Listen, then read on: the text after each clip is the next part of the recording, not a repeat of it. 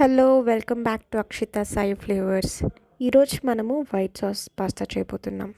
పాస్తాని పట్టి నీళ్ళు తీసుకొని కొంచెం సాల్ట్ ఆయిల్ యాడ్ చేయండి. ఆ వాటర్ కొంచెంసేపు బాయిల్ అయినాక పాస్తా వేసేయండి. కావలసినంతగా మళ్ళీ సాల్ట్ వేయండి. తర్వాత మిగిలిన వాటర్ వంచేసి పాస్తాని పక్కన పెట్టుకోండి.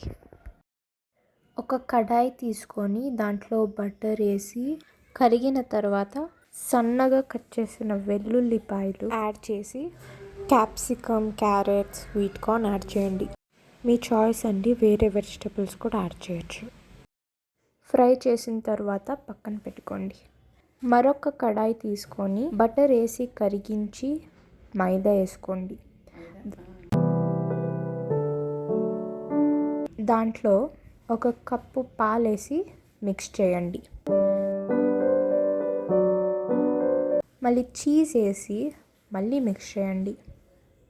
అందులో బ్లాక్ పెప్పర్ పౌడర్, ఆరిగానో, మళ్ళీ సీజనింగ్ వేయండి. మళ్ళీ చిల్లీ ఫ్లేక్స్, సాల్ట్ వేసి కలపండి.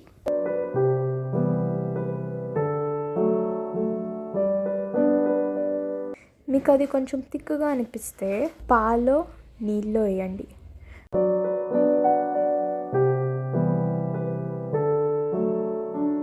అందులో వేయించి పక్కన పెట్టుకున్న వెజిటబుల్స్ వేసేసి పాస్తా వేయండి. అంతా బాగా మిక్స్ చేయండి.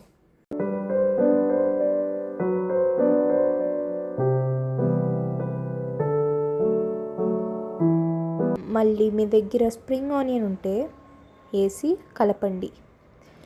కొంచెంసేపు బాయిల్ అయిన తర్వాత పక్కన పెట్టేయండి. అంతే, మీ టేస్టీ రుచి అయిన పాస్తా రెడీ.